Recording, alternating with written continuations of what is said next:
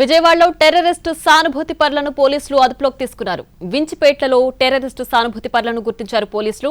3 అంతస్తుల భవనంలో పై అంతస్తులో ఉంటున్న 3 యువకుల కదలికలు అనుమానాస్పదంగా ఉండడంతో పోలీసులు నిఘా పెట్టారు. వారిని అదుపులోకి తీసుకున్నారు. దీంతో విజయవాడలో కలకలం రేగింది. యువకులు నివసిస్తున్న ఇంట్లో పలు డాక్యుమెంట్లు సీజ్ చేశారు. వారిని అదుపులోకి తీసుకున్నారు పోలీసులు. కొంతకాలంగా టెర్రరిస్టు గ్రూపులకు సానుభూతి పరులుగా ఉన్నారు 3 యువకులు. ముజాహుద్దీన్ సంస్థ సభ్యులతో సంబంధాలు ఉన్నట్లు అనుమానిస్తున్నారు పోలీసులు. కొన్ని రోజులుగా సోషల్ మీడియాలో ముజాహిద్దీన్ సంస్థకు సంబంధించిన పోస్టులు పెడుతున్నట్లు పోలీసులు గుర్తించారు. ఇప్పుడు నో కాస్ట్ కాఫ్ సిరప్ తో 60 రూపాయల విలువ గల ఇన్హేలర్ పూర్తిగా ఉచితం. దెబ్బకి దగ్గు జలుబు మాయం.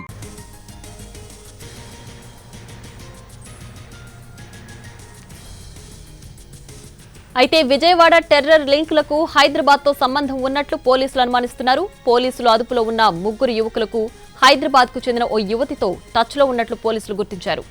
అంతేకాదు వారి పోస్టుల వెనుక యువతి కీలకంగా మారినట్లు అనుమానిస్తున్నారు. ప్రస్తుతం ఆమె పరారీలో ఉంది. ఆమె కోసం ప్రత్యేక బృందాలు ఏర్పాటు చేశారు పోలీసులు.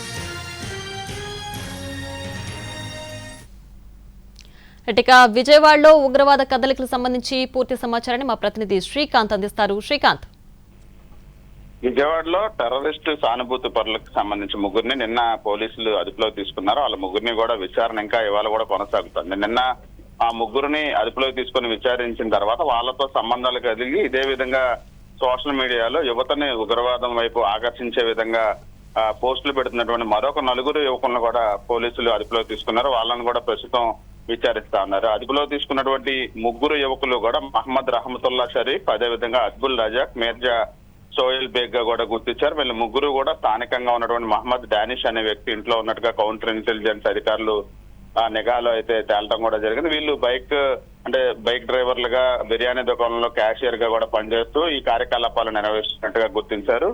దేశవ్యాప్తంగా వేరే ప్రాంతాల్లో ఉన్నటువంటి 10 మందితో వీళ్ళు టచ్ లో ఉన్నట్టుగా పోలీసులు కూడా విచారణలో గుర్తించారు. నిత్యం కూడా విజయవాడ 1 టౌన్ మసీద్ సెంటర్ లో వీళ్ళు కలిసి వాళ్ళకు సంబంధించిన పోస్టుల మీద సంప్రదింపులు జరుపుతున్నట్టుగా కూడా విచారణలో తేలటం కూడా జరిగింది. దీంతో పాటు వీళ్ళ 3కి పాకిస్తాన్ కి సంబంధించిన హ్యాండ్లర్ల నుంచి నిధులు సమకూరుతున్నట్టుగా కూడా నిఘా వర్గాలు అనుమానిస్తా ఉన్నాయి. ఈ నేపథ్యంలో వాళ్ళకి సంబంధించిన బ్యాంక్ అకౌంట్లు, వాళ్ళు వినియోగిస్తున్నటువంటి ఫోన్ నెంబర్లు, ఇంటర్నెట్ కి సంబంధించి మెయిల్ ఐడి, ఇతర అంశాలన్నింటికి సంబంధించి కూడా పూర్తి స్థాయిలో పోలీసు ఉన్నతాధికారులు అయితే వారిని విచారిస్తా ఉన్నారు. 3 వ్యక్తులని ఇవాళ అరెస్టు చూపించే అవకాశాలు కూడా ఉన్నాయి. ఆ తర్వాత మరొక 4 కూడా అదుపులోకి తీసుకున్నారు. వాళ్ళ విచారణ ఇవాళ రేపు కూడా కొనసాగే అవకాశాలు ఉన్న నేపథ్యంలో రేపు ఆ 4 కూడా అరెస్టు చూపించే అవకాశాలు ఉన్నట్టుగా అయితే మనకు తెలుస్తోంది. మొత్తం 7 వ్యక్తులకి సంబంధించి ఇక్కడ షెల్టర్ ఎవరు ఇచ్చారనే అంశంతో పాటుగా హైదరాబాద్ లో కూడా ఒక యువతితో లింకులు ఉన్నట్టుగా కూడా గుర్తించారు. దీంతో ఆమెను కూడా ట్రేస్ చేసేందుకు అయితే పోలీసు బృందాలు ఏర్పాటయ్యాయి. అయితే ఆమె పరారీలో ఉన్నట్టుగా ఇప్పటికే గుర్తించిన నేపథ్యంలో ఆమె మొబైల్ గానీ ఇతర ఆమెను ట్రాక్ చేయడానికి ఉన్న అన్ని అవకాశాలను కూడా పోలీసులు పరిశీలిస్తున్నారు.